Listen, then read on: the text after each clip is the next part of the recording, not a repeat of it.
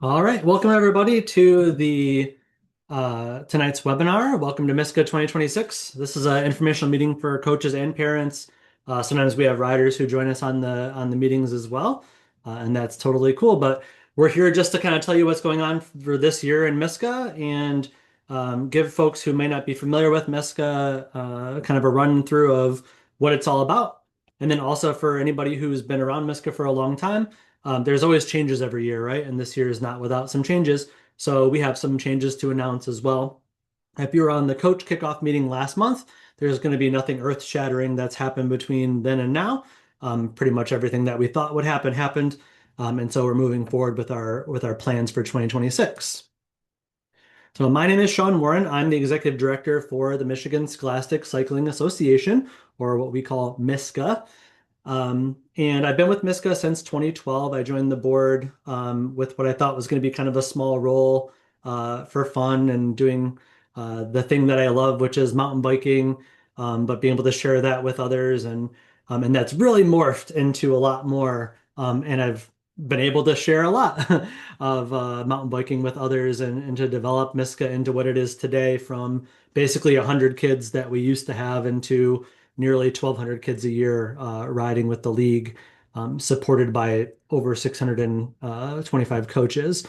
So it's really awesome to see where the league has come, and how many families have been impacted by the sport, and being able to kind of get together outdoors and participate in a sport that pretty much everybody can do for a lifetime.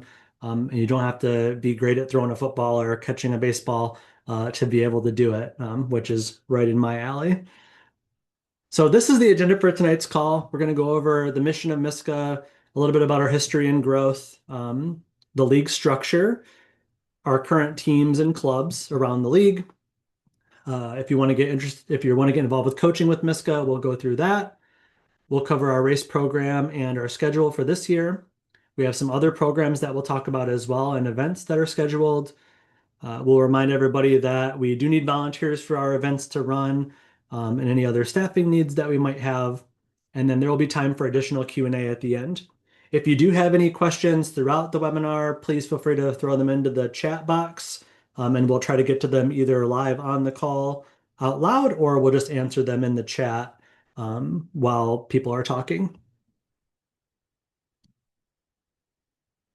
All right. So MiSCA's mission is basically kind of our tagline is empowering communities to develop and grow K through 12 youth mountain bike programs. Um, we're a 501c3 nonprofit organization that empowers communities to develop and grow K through 12 youth mountain bike programs across the state.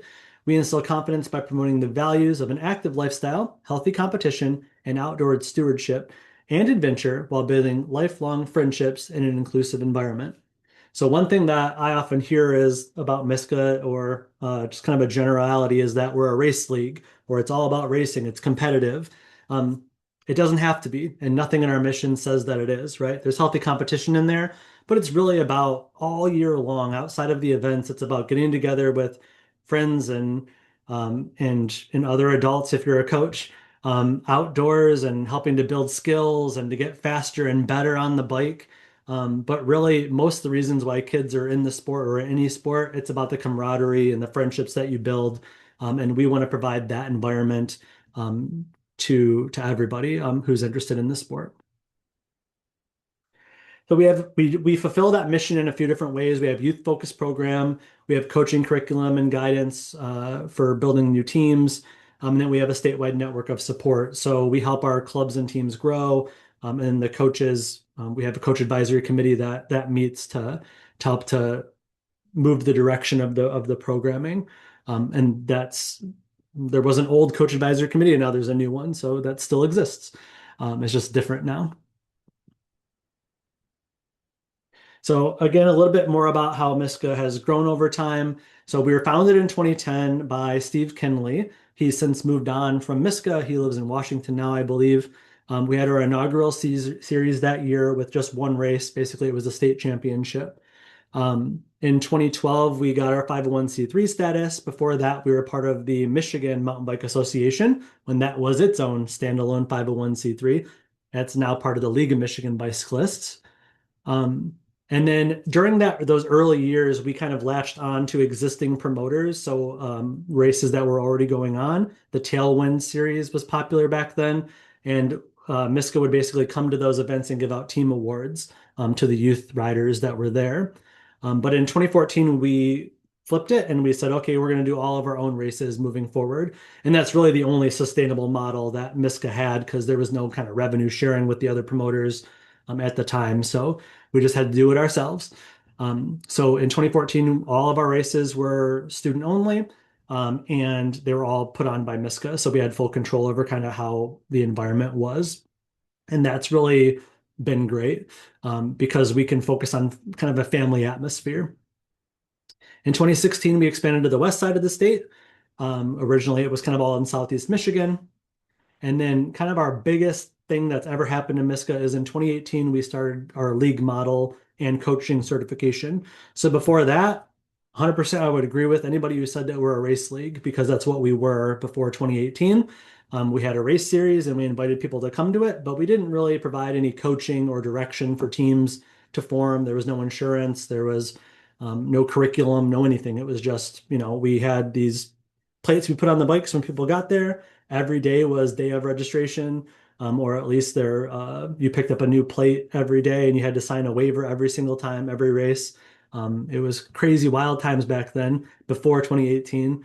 And then once we moved to that league model, it became much more of an annual approach to programming. And we really saw our numbers explode after we made that move. In 2020, we were still able to have a race series. We had all 6 races. It was pretty much a miracle. We did have to limit our participation. So you'll see kind of in our charts that 2020 kind of has a weird participation number in it. But we were able to still run the series and we did time trials for every single race. In 2022, we introduced our current and what then was new coaching curriculum for mountain biking skills. And in 2024, we launched our adventure series, our adventure events. So this is kind of a map of our reach around the state. The red marks are kind of where we have events throughout the state. The black dots are coaches and the gray dots are students. So you can kind of see where, things are all at, and where we kind of have a lot of people, right? But I think what's great about our sport is that entire families, kids and adults can participate. That's why our coaching numbers are so high. In the ratio from coaches to riders, we have a ton of coaches. We know that, and that's awesome. And I think a lot of our parents who are coaches are not doing it necessarily to coach, but they just want to get out there and ride with their friends and family. And it's a great atmosphere to do it in. And we need you anyways, and so that's great that you can volunteer and help us out. And we'll talk a little bit more about how to become a coach in a little bit. Let's see. Oftentimes, too, families are engaged in multiple outdoor activities, so it's not just cycling. Oftentimes, a lot of our families ski. A lot of people are doing water sports or cross country, track, or other sports that you're outside, kayaking or whatever it might be. Our ride program, which is our annual program where everybody joins MiSCA as a member, has 1,141 students last year and 633 coaches. We had 6 races last year, and our average attendance was 650 riders at a race. And we kind of assume that we have 2 to 3 spectators per rider that's there. Figure the parents, and then we have volunteers and other family members, siblings, and things like that are there. So it's kind of an estimate, but we think it's pretty accurate. I think we have 22 official clubs and teams now, so that number has gone up by 1. And then last year we had over 150 coaches attend the in-person skills training. So this is our trend of since 2018 when we launched the league programming or the annual programming to today. So you can kind of see where we started at we had 353 kids at that point. The year before that, we only had about 220 kids. So there was huge growth from 17 to 18, but we don't see it here because it would be weird because it's not all, there wouldn't have been, nobody joined annually. So it's kind of hard to know exactly how many students we had unique wise, but it's probably in like 220, 250 range. And you can just kind of see how we've grown over time. In 2020, we had that huge growth from 2020 to 21. And then in 22, it kind of started to plateau out. And then we're kind of like on a normal trend. So if there was a normal trend line going here, you would kind of see it's somewhat normalized if you get rid of the 2020 trending. All right, so now I'm going to cover the league structure. So our league and team management system is called CCN. You might also see it called Uplifter, which is a name change they got acquired by another company. So you might see some branding changes over time, but we still call it CCN, and all the links still work. So that's what we're doing right now. We use it because it's specific for cycling events and membership registration. It handles all of our annual membership as well as our coach licensing and all of the requirements coaches need to fulfill, background checks, and all that stuff is somewhat integrated into the system to help us to be able to manage the entire league in one place. But it's also what you use to register for events, buy merchandise, and all that. So once you're in the system, it's pretty easy because all your information is there. The first time you go there, you have to fill out a lot of information. But once you do that, it's pretty smooth from there. The way that MiSCA is kind of structured is, MiSCA is at the top. We kind of set the rules and the guidelines for participation. We provide insurance to our clubs and our teams, and all of our members and coaches are covered under our accident and medical policy as well. So if there's any injuries or anything like that, we pick up as a secondary insurer. But also our coaches and teams and board and everybody, staff, are covered under a liability insurance too. So we're very careful that we make sure that we're serving our members because that's where our insurance lies, right? So everyone has to be a member to be covered under our policies, and have a waiver signed and all that good stuff, just to make sure that we're all buttoned up in case anything were to happen. From there, official teams join MiSCA. So our clubs and teams are also kind of like members of MiSCA. They register every year as well. So a team leader will register with MiSCA with their team. And then that kind of gives them access to all of MiSCA and our insurance. From there, you have coaches join those teams. And everyone joins as a level one coach, and then you automatically level up from there. And we'll talk about kind of how that works in a moment. And then students join the clubs and teams as well. So it's kind of going in like the numbers, right? So there's obviously fewer coaches than there are students, and so that's a bigger chunk. But obviously, we're all serving the students at the end of the day, and that's our bulk of our membership are our students. And this is a youth sport, and we always say it's a youth-only events is typically how things are when it comes to our races, except for our coaches race. Everything is youth focused, and especially when it comes to building our courses and everything that goes into our rules and everything, it's all youth focused. So again, with a family friendly atmosphere and everything at all of our events.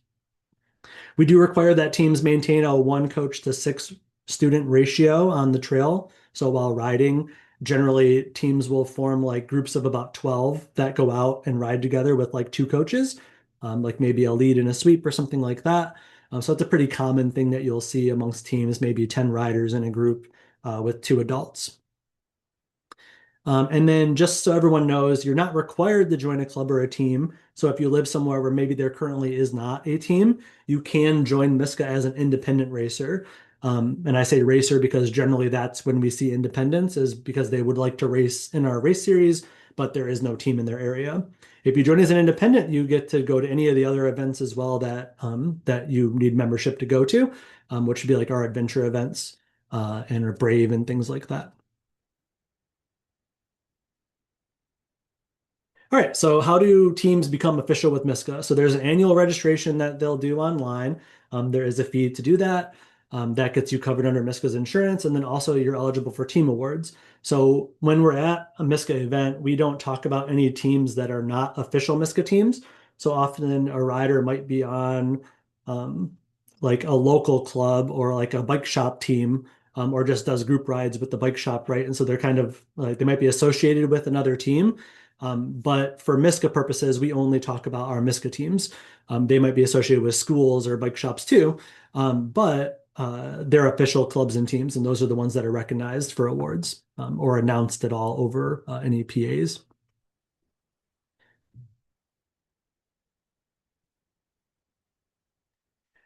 From there, coaches can join MiSCA as well. So there's an annual fee also for our coaches to join. That covers your background check, and then all of your training generally is also included for free in MiSCA. There's other leagues in the world where you pay the $30 and then you also pay a background check fee, and then also you pay a couple $100 when you want to go to coach training, and then anything else is kind of extra. We've been very careful that we understand that you're volunteers and we don't want to be nickel and diming parents to help out. We know you're helping. So we just ask that you cover your costs. So the cost to have you as a coach is basically background checks and insurance. And so that's where that $30 is going toward. And that's been the same fee since we launched it in 2018. So there are some requirements to become a coach. You do have to do the background check and you have to complete some online training in order to be able to ride with your team. So you have to do that before your first practice. So after you join, you'll get an email and you'll get some links where you can complete the requirements. To be a level two coach, you don't have to register again. You just register the first time as a level one, but you also submit your first aid and CPR certificate. And then that's one thing that MiSCA does not cover the fees for. So you usually have to go to a third party to get that done. Sometimes teams will organize like the local fire department to come out and the team might cover the fee for it. Or it might be a less expensive fee because it's like a group rate because the whole team went in on it together, as opposed to just going online and finding one in your area. Um, One I'll make, because I'm not sure if we make it later, is just that our first aid CPR course that we require is in person or a facilitator led training. Or I should say verified training. So a lot of times you might do like a hybrid course where you do all the coursework online and then you have to take you have to go in person to do to prove that you know the skills.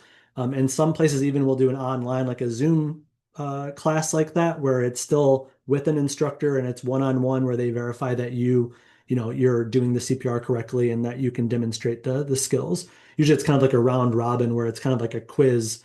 And then as long as you're pretty good, you won't get held back to do it again. But that does happen. And then a level three coach. Once again, you don't have to join again. You don't have to register again. It doesn't cost anymore. It's automatic once you've completed 1 hour of continuing education annually. So Sarah's going to talk about kind of how to do the level three continuing education in a little bit. So I won't go into detail there. But once you complete that and it's verified, automatically you'll become a level three coach if you've satisfied everything from the level one and two requirements as well. But once you become a coach, these are the approved activities you can do. So the reason why you want to be a coach is because generally you really can't be around the team or definitely not riding with the team unless you're a coach. But we do kind of signify kind of what is allowed at the different levels.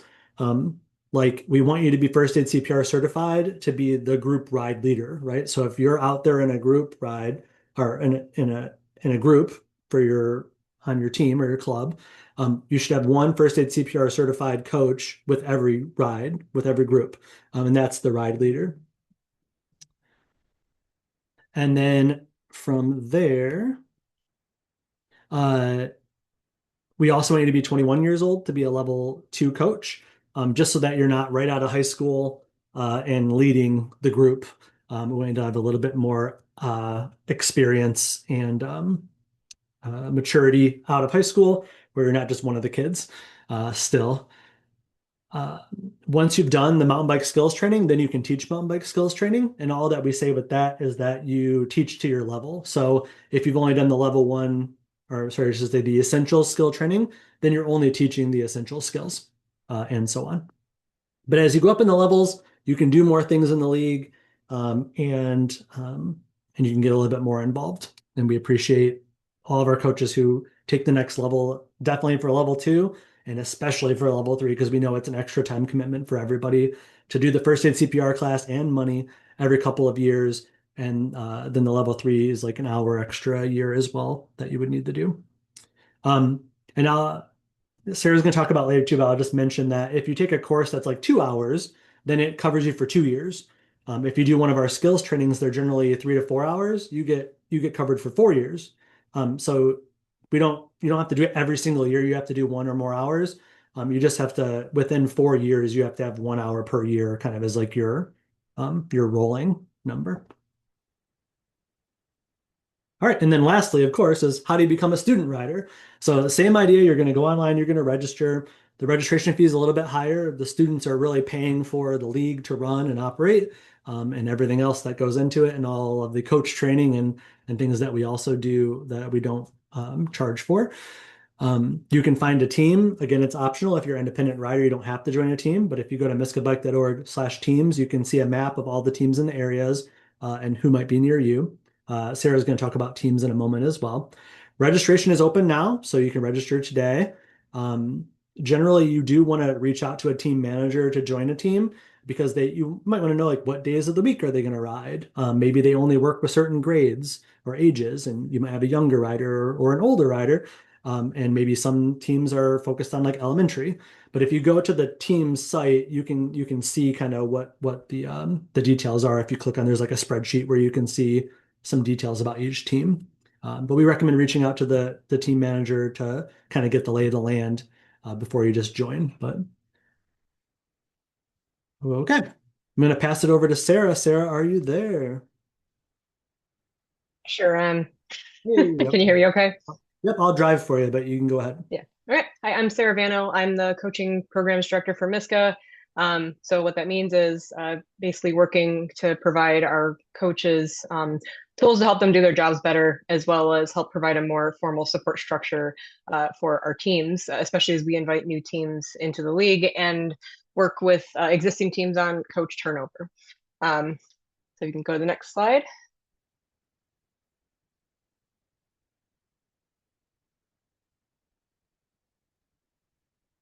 All right. So we have two different categories of teams. Basically, scholastic teams are formally tied to a school district. So if a student lives or goes to school within that school district, regardless of the team that they're on, they will end up scoring for a scholastic team if they are at the high school age. Composite teams can be comprised of students from throughout a certain region. This also includes homeschooled students, and so composite high school. Basically, they're not tied to a school district, and all elementary and middle school teams are composite teams. So keep this in mind: is that if you live in a certain school district, and we have those listed on our website. And you want to at least practice with a composite team, you absolutely can. You can practice with whatever team you like, but just know that that's part of how we distinguish a scholastic and composite teams is really with our scoring. Um, Next slide.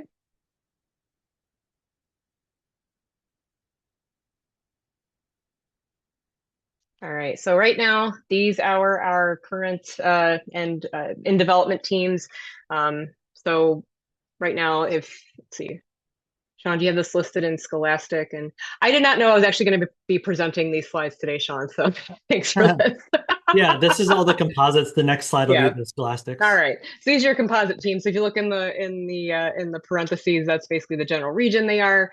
And then we do have some new teams coming down the pipeline. So one is the Infinite Multisport. So this is an already existing triathlon club that has a ton of people in it, and they're largely just recruiting from within their club already. So we say Shelby Township and Macomb, but really their geographic reach is actually pretty large. So that basically the triathlon club wanted to get their kids involved in something, and MiSCA was really the best option and kind of one of the only options for them. So we're excited to welcome them. Chelsea Schools is also coming back. So right now they're going to start as a composite team, more than likely. So we're working on getting that fired up. So that's been kicked off thanks to the help of the Manchester head coach, Christian. But we're working on getting them started up. So welcome them to our league.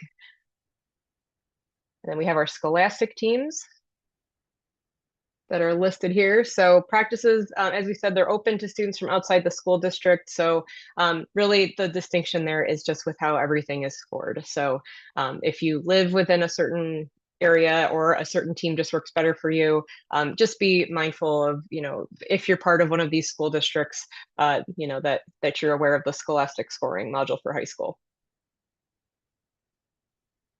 All right, so I'll get more into coaching with MiSCA.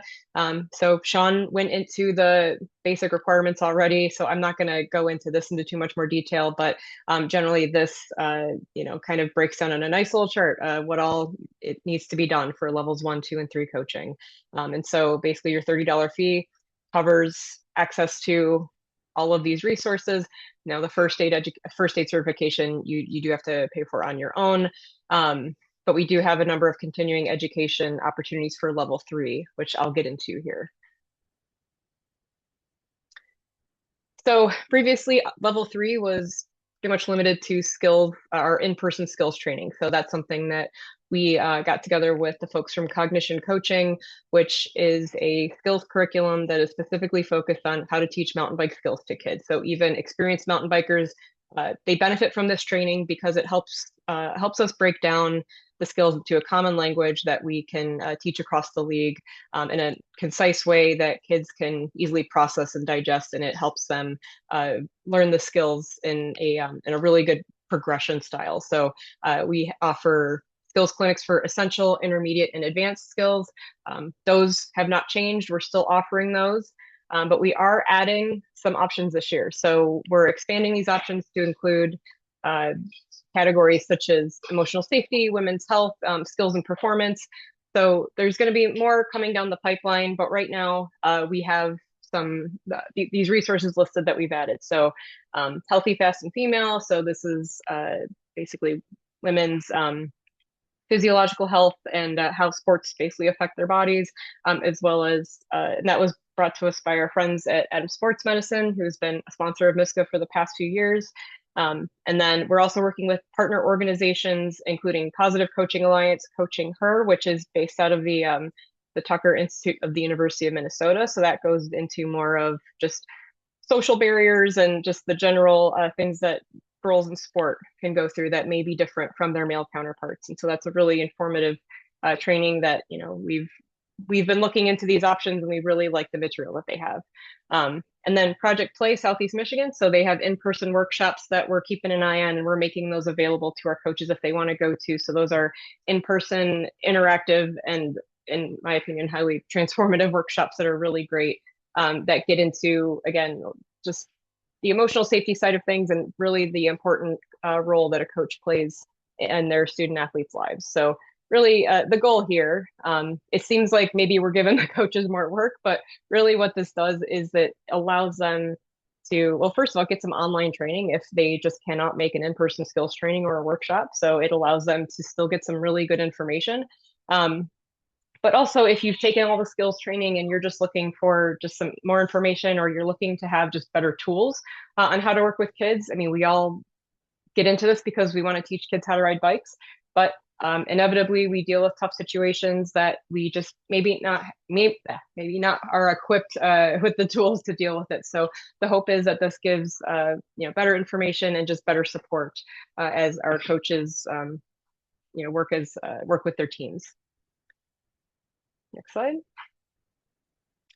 So just some additional updates. So Sean had mentioned the coach advisory board. So we kind of revamped this to model something that already exists, kind of like at the collegiate, like university education level, academic level. So we basically had our coaches nominate folks from their teams that were in a leadership position, and then we had the head coaches vote on those that were nominated.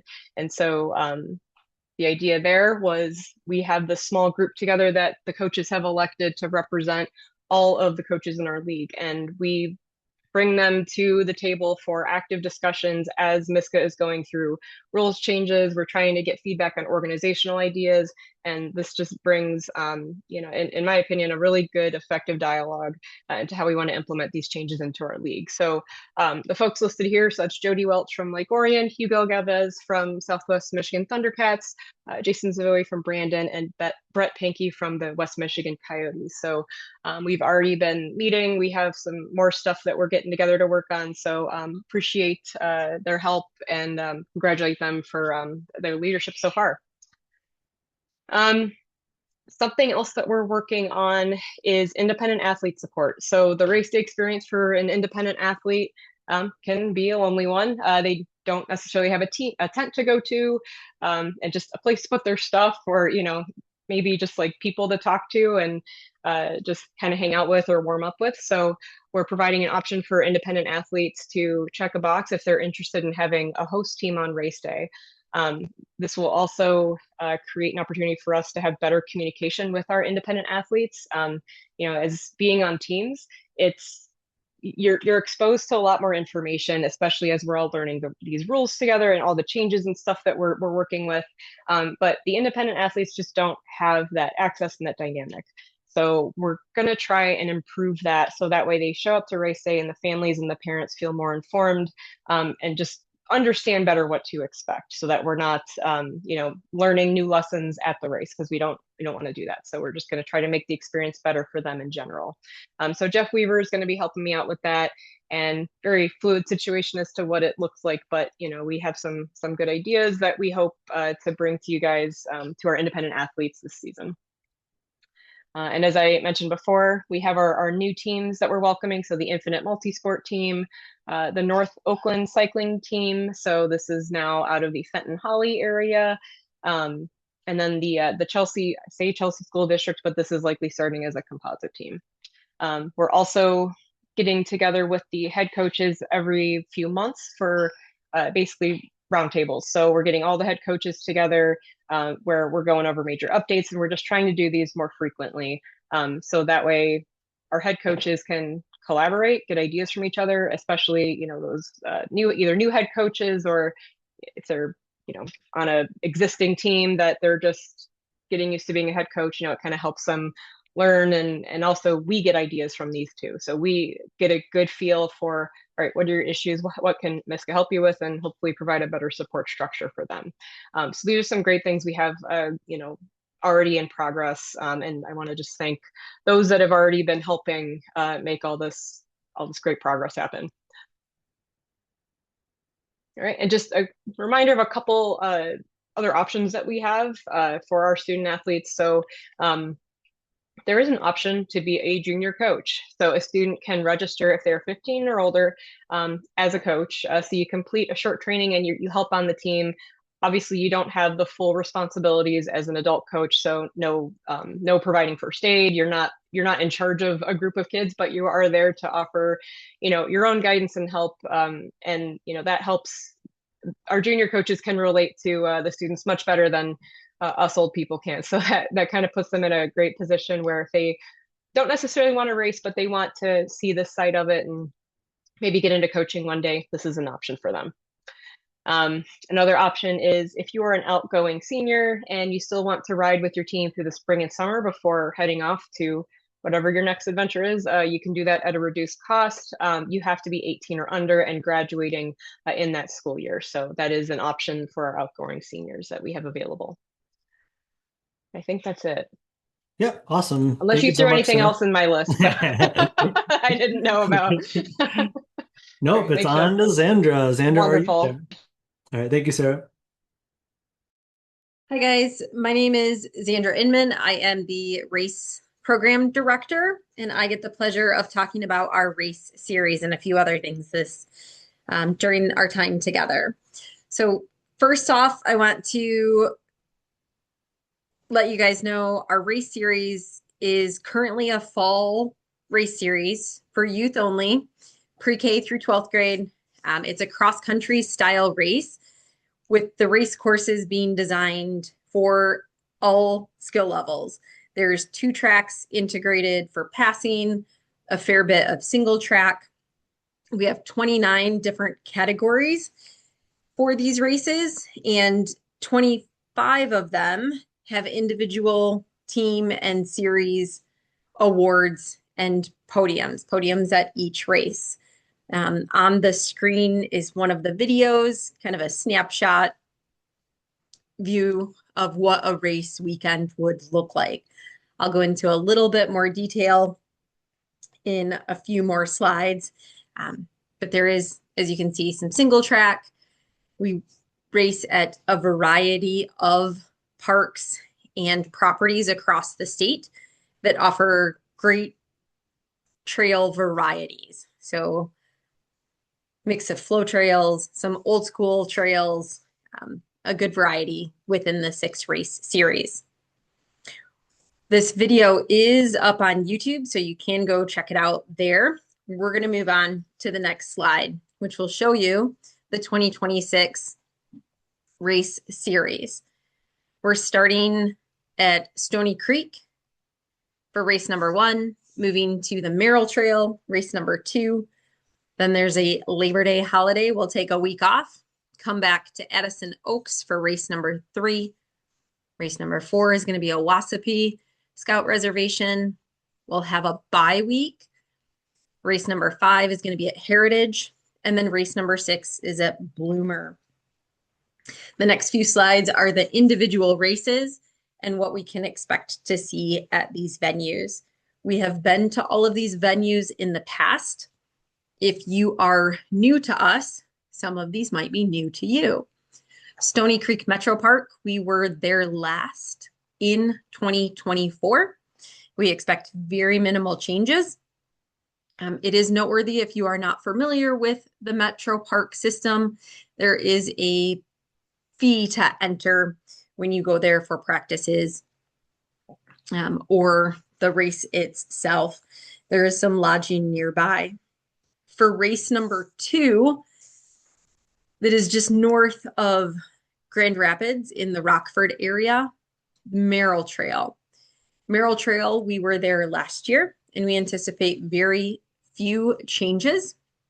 It is noteworthy if you go to Merrill to pre-ride or practice, that trail does change directions based on the day. So make sure you're looking at the race direction, which is the Sunday race direction. Race number 3, Addison Oaks County Park. We were there last in 2025. Very minimal changes anticipated.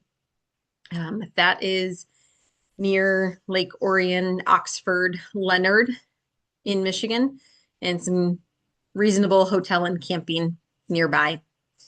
Race number 4.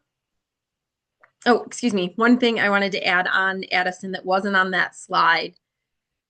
Our balance bike race for the littles without pedals will be on Saturday at Addison. For race number 4, we're going to Wasapee Scout Reservation that is on the west side of Michigan and north a bit of Grand Rapids area. There's camping on site, there's cabins. We raced there last year and anticipate very little changes. We'll have a bye week after Wasapee. For race number 5, we'll be going to Heritage Park in Adrian, Michigan. We were there last year as our state championship race number 6. It will be race number 5 this coming year. And we will be hosting the coaches race on Saturday with more details to come for that one. There is no on-site camping for race number 5. There's on-site camping for a lot of these, but it's just kind of noteworthy, minimal hotels and camping. So book that stuff early if you're going to need that for Heritage. Sadly, our series close, which seems to come always too quick for me, is Bloomer Park. We raced there last year and expect very few changes to our course and infield layout from 2025. The super noteworthy thing on going to Bloomer is the trail usage is used by a lot of other groups. So coaches or independents, if you have a group of people more than 5 at a time going there, to just contact the park and make sure there's not a cross-country meet or something else going on that would interfere with you wanting to use the trails. So you can just call them, reach out to them, plan your dates ahead of time to go out there and pre-ride and practice. So that is going to be our race series. I'm going to continue and talk about some of the race program details with you guys. For 2026, we have 13 categories for elementary racers and riders. Their events will happen on Saturdays throughout our series. New this year, we're adding a 4th and a 5th grade non-competitive category that will do 1 lap. I'll get into a few more details on that a little bit later. For middle school, we're continuing with 8 categories. After we introduced the intermediate in 2025, things worked really well. So we're going to maintain that into 2026. Those races will be on Sundays. For our high school categories, they will also be on Sundays, continuing with the categories from last year that worked really well. We have 8 different high school categories. When we move into the next slide, we talk about options for upgrading and downgrading. Downgrading is the next slide, but I'm going to kind of talk to these two at the same time. August 1st is the deadline to have your category in CCN. If you are on a team, have that conversation with your coach as to which category you'll be in. And then if it needs to change, whether upgrading or downgrading after August 1st, there's a formal process just to make sure we're getting the riders in the appropriate category. If you are an independent rider, you would talk to your parent or legal guardian. For downgrading, which is the next slide, it's a very similar idea. We want your category to be correct in CCN prior to that August 1st deadline. That's when we order your plates, which have your category colors on it, your name on it.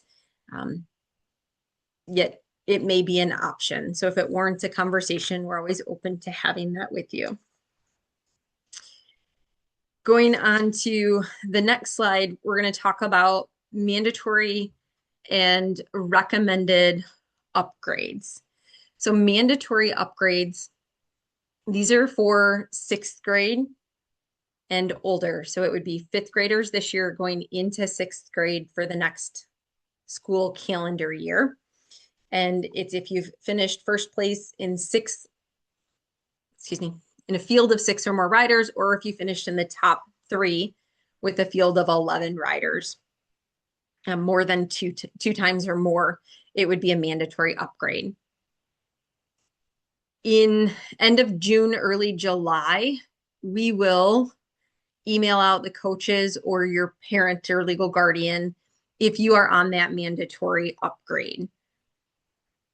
And then the next slide is a recommended upgrade, which we recommend upgrading if the child is growing and developing on a natural progression. If you finished 2 or more times in the top 5 of field or 11 or more, and that's for 5th grade and above. In the elementary, we do have grade-based categories as well as an advanced elementary. So it's possible you have a rider going into 5th grade this fall that the advanced elementary might make sense for where they're at. The categories are all designed to keep kids riding with kids of their like ability, as opposed to putting a kid in a category that we know that they'll podium in. We want to keep things even and fair, and as the kids age and grow, there's a natural progression of where they'll go. It's very similar to being in 8th grade and middle school. You're like a big fish, and then you get to high school and you become a little fish. So if you have a rider who podiumed all last fall, they might be progressing into a category where they become the little fish and they won't get on the podium. So it's appropriate to progress them along with their kids not chasing podiums so much. Podiums are fun, but a small percentage of our riders get on there. All right, moving on to the next slide is the fun money part of things. As a first year rider to MiSCA, your annual fee automatically is discounted by $25. Every year after that, it's $75 as your returning fee. This is for the race series that we have going on. If you plan on doing maybe four races in the fall, financially makes more sense to do the series pass before August 1st because it's cheaper. If you're planning on doing 3 races, I would encourage you to still do the series pass before August 1st because it's the cost of doing 3 races if you sign up early, and you'll get a free t-shirt, our series t-shirt. If there are financial needs, you can reach out to us for scholarship opportunities. Please don't hesitate to do that if the fees are a barrier for you. This is a good slide as it does remind you that registration is already open, so no need to wait. You can log on right after we're done here and sign up. Your elementary riders are on Saturday, and Sunday is the middle school and high school events. For 2026, we are continuing our affiliation with USAC. There is a $20 annual license. This is an optional thing to do. If you have a rider who plans on racing at a national level or another one of the USAC events, they get points, and they get more points if there's more riders in their race that are associated with USAC. So it's very beneficial to the community if everyone were to sign up. If there's fewer members registered in one of our MiSCA categories, then your rider would get fewer points. So helps them on a bigger stage. Moving on to our rules and requirements for racing. This is published, it is live, and there's just a few changes I'm going to go over for those of you returning members. This is new stuff. If you're brand new, welcome. It's all new. This is a document that's always available for you guys to pull up. So first thing I want to go over is that non-competitive category for our upper elementary, which is considered 4th and 5th grade. Most of our courses, the 4th and 5th grade categories, do 2 laps. It is noteworthy as we try to get more kids on bikes and grow cycling as that lifelong sport. There are some kids in 4th and 5th grade that are not quite ready for 2 laps. Creating a non-competitive category for these riders to come out and ride with their peers, doing a 1-lap course is a great option. So I'm excited to announce that for 2026, we have a non-competitive 4th and 5th grade category. Moving through this slide, the mandatory upgrade path, we had adjusted to flow through the natural progression of how riders ride and what they ride. Prior to this, it's noteworthy to say that our advanced elementary in 2024 did a different course than in 2025 than the other elementaries. So now they are kind of following in what courses they will be doing as they age and mature and move through their school years.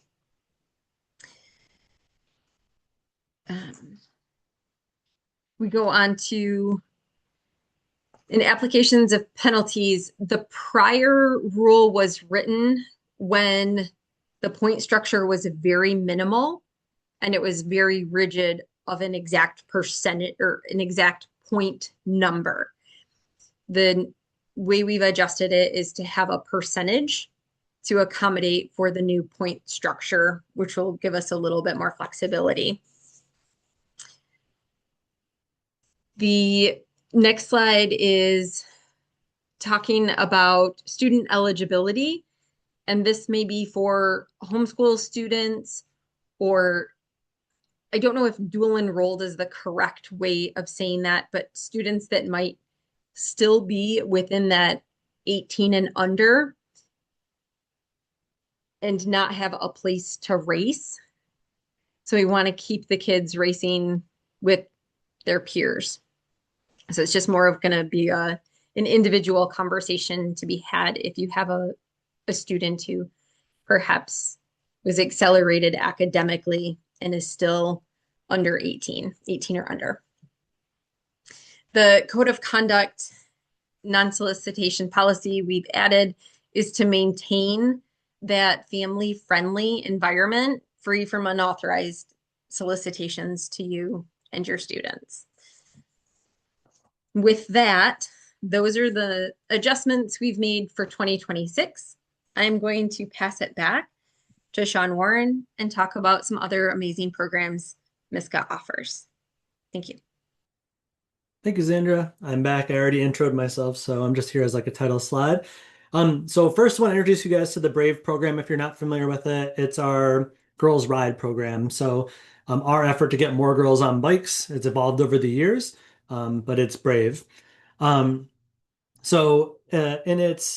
the idea of Brave is that we have Brave Ride programs. Generally, they meet a couple of times throughout the spring and summer, kind of just like a group ride atmosphere. It might be a gravel ride and a snack.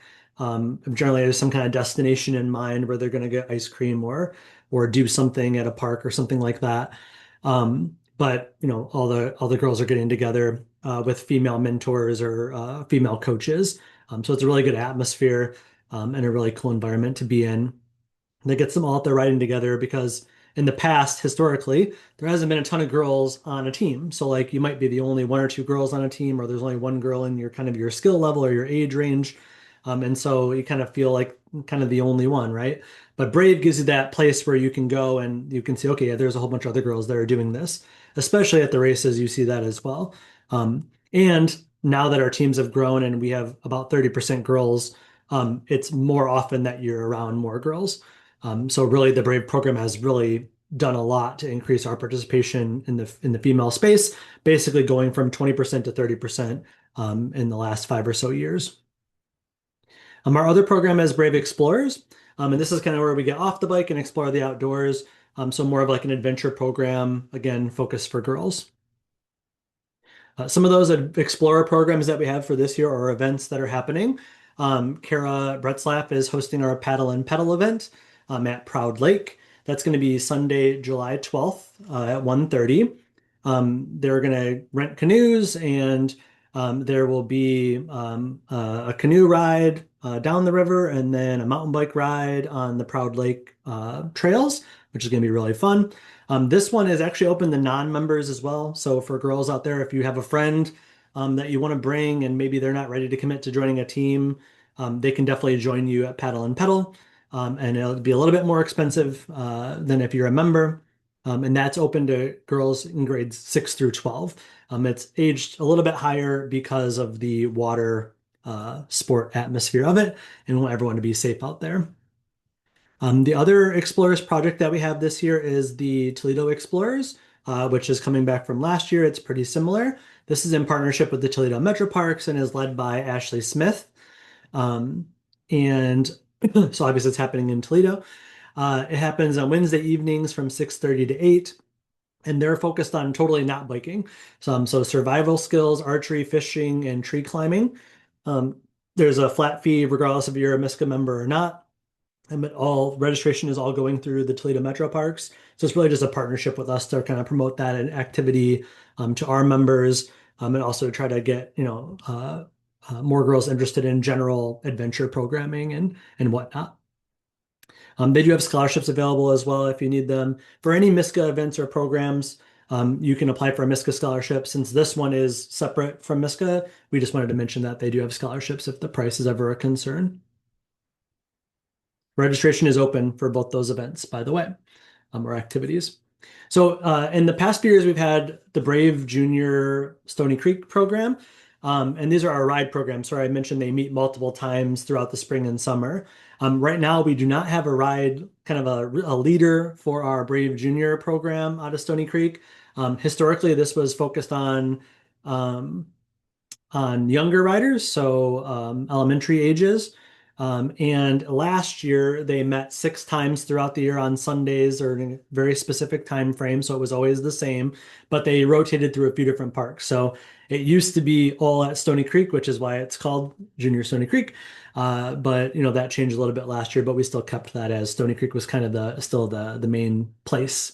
We are looking for a dedicated coach to lead this program this year. So if you are that person, we'd love to hear from you. Please feel free to email me. I'll share the email address at the end of the presentation if you're interested in helping out with that. Pretty much, we're looking for you to be the organizational thread, right? To schedule the time, make sure you're going to be at each of the events. Likely, you're going to be a level 3 coach, but level 2 definitely. And then you can rely on some other females that'll be joining as coaches to help you to organize those rides or to actually run the rides and to maintain the safe environment. We always have plenty of coaches who are registered for the Brave Junior program. And once again, since we are kind of rebuilding this with the new leader, we're open to what you want to do. So if you want to change the ages that are going to be there, if you want to change exactly what we're doing on the program, totally fine. We're open to ideas. Reach out. We'd love to hear about it. And then we have an opportunity for a new Brave ride program as well, near about an hour west of Traverse City. So they're looking for some coaches to help spread the word and whatnot out in Frankfurt. So if you're interested in that as well, reach out to us and we'll get you connected with the folks, Angela and Scott, who are trying to organize that up in Frankfurt. Okay, so that takes us into our MiSCA Adventure program. So MiSCA Adventure has evolved a little bit over the last 3 years since it was launched. It's still hosted by our adventure director, Mark Ware. This year, instead of having like a bunch of small events, we're going to focus on 2 larger adventure challenges. We're going to be much more flexible. So if you've done one in the past or if you didn't register because it was too rigid, you used to have 4 people and it was very specific. Now, pretty much if you have a team, you can do it. If you have 2 people, let's do it. If you have 6 people, we'll figure it out. But it says 5 if you ask nicely. I think we'll be flexible. So if you have a group of kids or coaches that want to do this, we'll find a way to make it work. It's not going to be rigid, and we're going to be much more hands-on in the registration process. So go ahead, register today, and we'll figure out the teams later. If you want to do it, go ahead and sign up and we'll figure out the teams and you can figure out who's going to be on your team later. There's no need to organize all that ahead of time.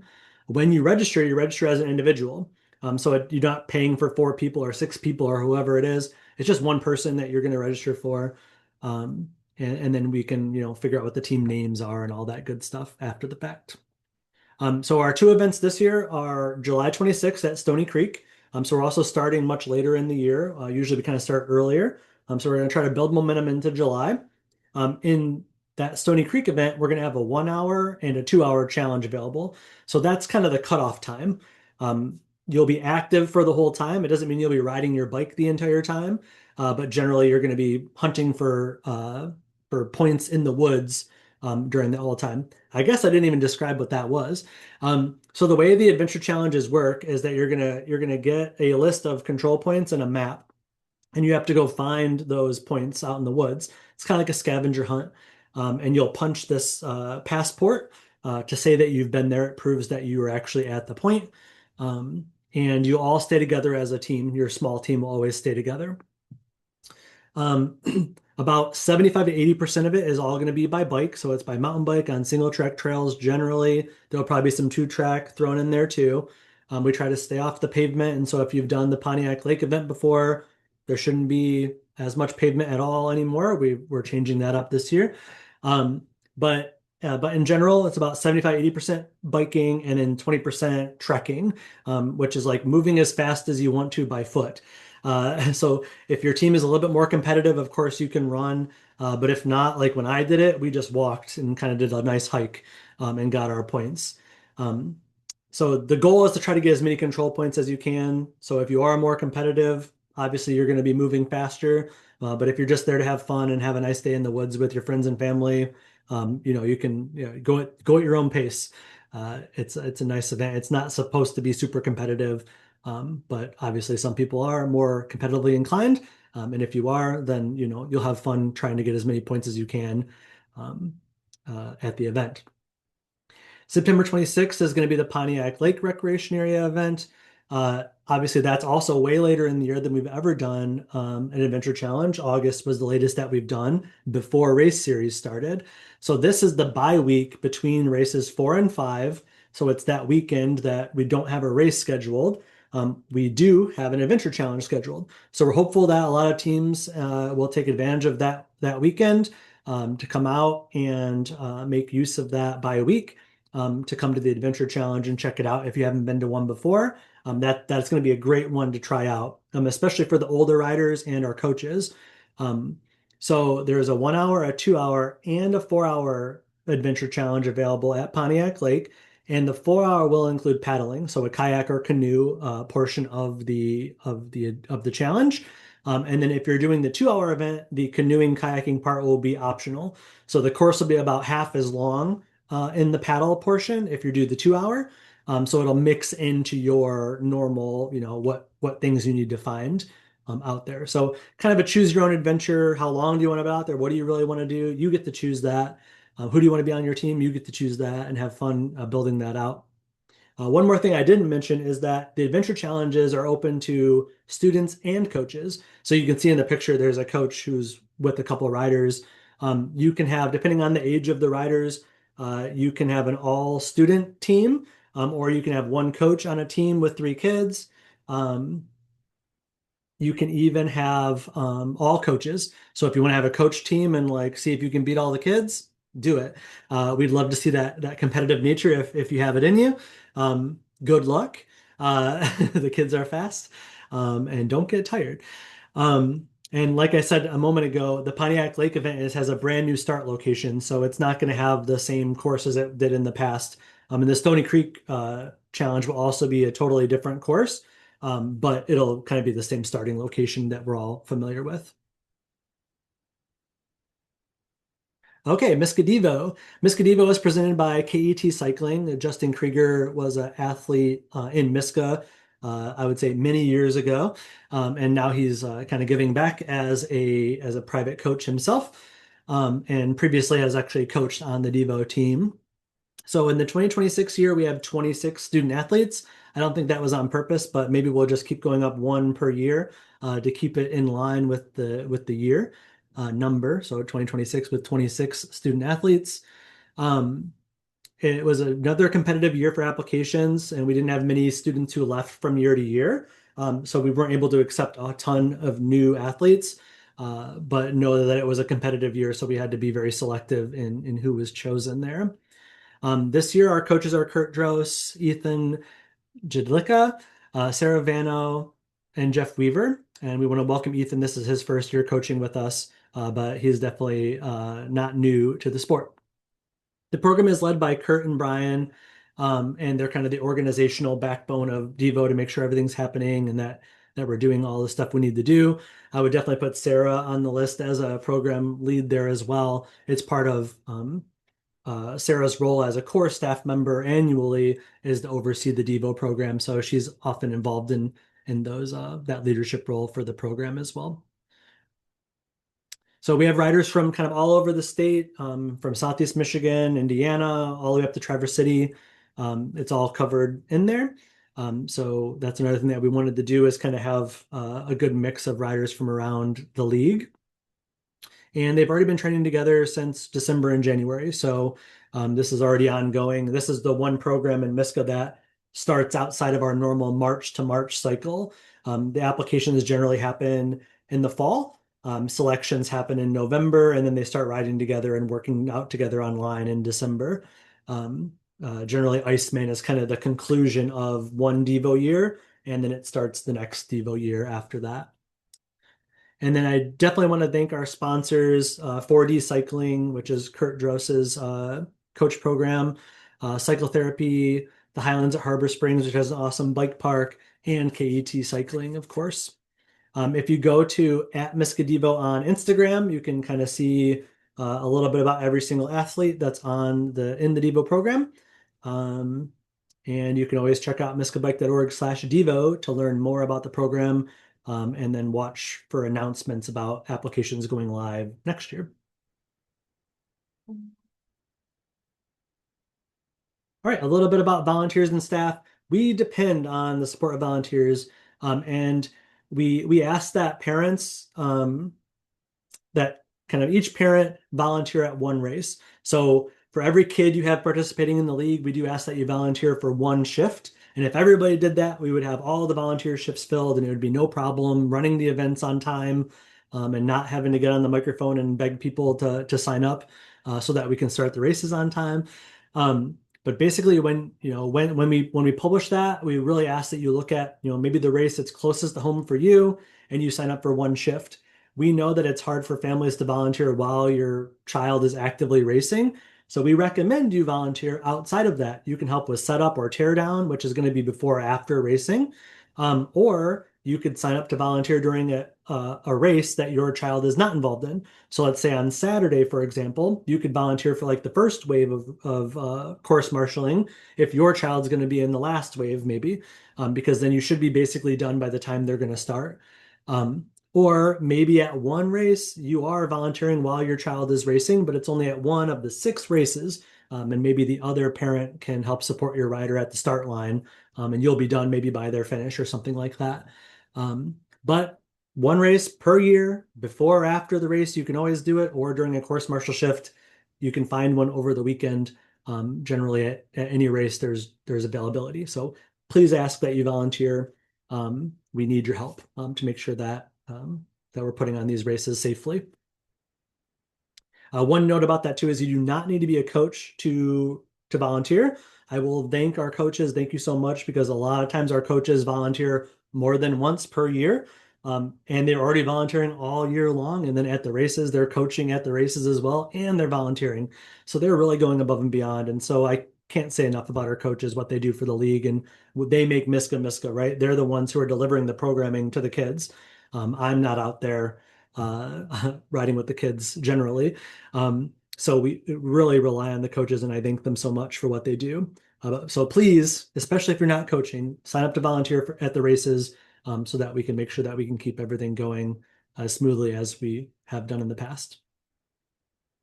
I want to thank our awesome sponsors and invite you to support them. So if any of these logos look familiar to you, I recommend that the next time you go there, you say, "Thank you for being a MiSCA sponsor," and just let them know that them supporting the league, and your activity or your membership or your child's membership in the league, and keeping the cost as low as we possibly can.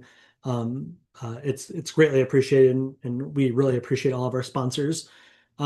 If these logos are new to you, I invite you to go buy a car from Zot Auto, or buy a bike from Cyclotherapy or Rochester Bike Shop, or try out Iceman this year if you've never run the race.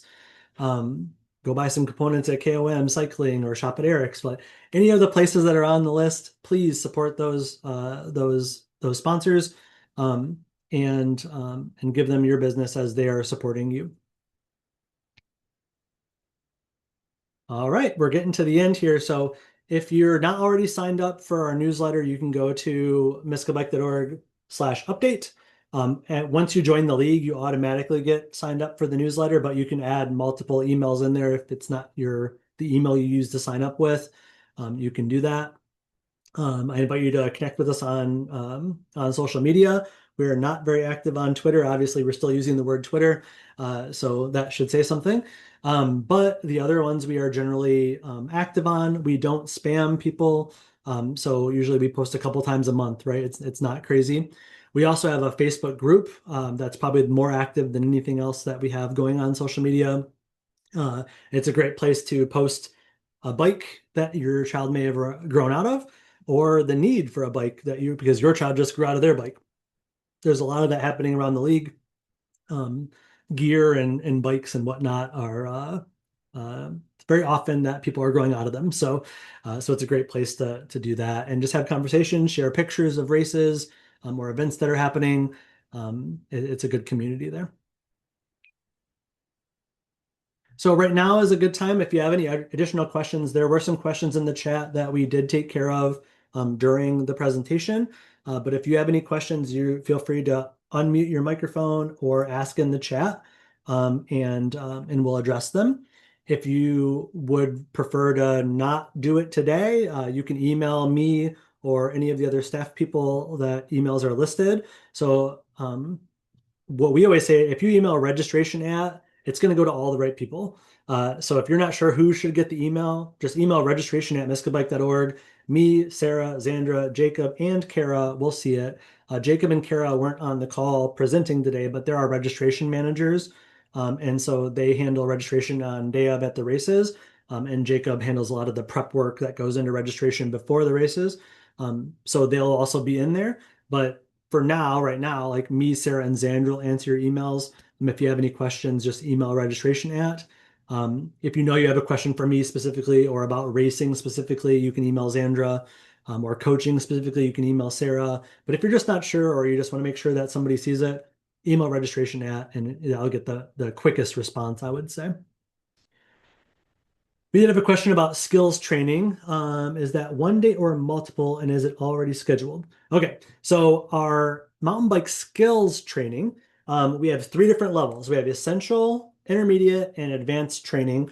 Each of them are 3 to 4 hours long, and there will be multiple events or dates announced throughout the year. The way that we do it is we have the teams or coaches request training in their area. So if you're on a team, we recommend you ask your head coach, like, hey, are we going to have any training this year? And then the coach will schedule the training with the league, so that we can make sure we have about at least five coaches present at the training. What we've done in the past is that we kind of like created a schedule and then we had kind of sparse attendance at certain ones and then like way too many people at other ones, or not enough room for them at certain venues. And that's not productive, and not a good use of our volunteers' time, or our skills instructor time. So we like to schedule our clinics for at least five people at a time. Usually there's 5 to 10 that are there, and we'll have 1 to 2 instructors who are fulfilling the training. Generally, we have 10 to 15 clinics throughout the year. So you can kind of do the math on that. Most of them are essentials. The next chunk will have like a few intermediate, and then usually it's a pretty sparse amount of advanced, just based on demand.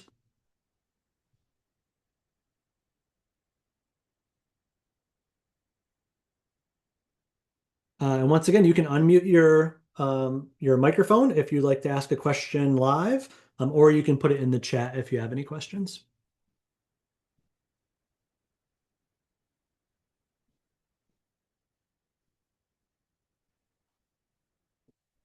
All right, the chat is quiet and nobody is unmuted. I'm going to flip to the next slide and I want to thank everybody for coming today. Like MiSCA's tagline is everyone plays every minute. And what that means is like there's no bench in this sport, right? No matter your skill level and no matter how many years you've been mountain biking, um, no matter if the coach likes you or not, like, you know what I mean? Like in some other sports, there's some politics involved in like who gets picked for the team. There's no tryouts. There's none of that. In MiSCA, everyone plays every minute. Everyone rides. There's no bench. And we used to have a tagline, ride your bike, not the bench. And the idea is that just like, this sport's for everyone. And we want to keep it that way. And we love it. So we love what we do. I wish it was here when I was a kid. That's kind of like a thing that's a pretty common phrase that all of us coaches say. All of us old coaches, I should say, because we've been around since 2010. So some of the kids that are riding today weren't even born in 2010. Which is awesome. But thank you guys all so much for attending. This will be recorded and posted on YouTube, so you can share it with folks if you would like to. If you have any questions, again, feel free to email us, and reach out. Thank you so much. I want to thank Sarah and Xandra for helping to present today, Mark, Kara, Ashley for hosting events, and everyone else who makes MiSCA great. Thank you so much for what you do, and we'll see you soon out on the trails.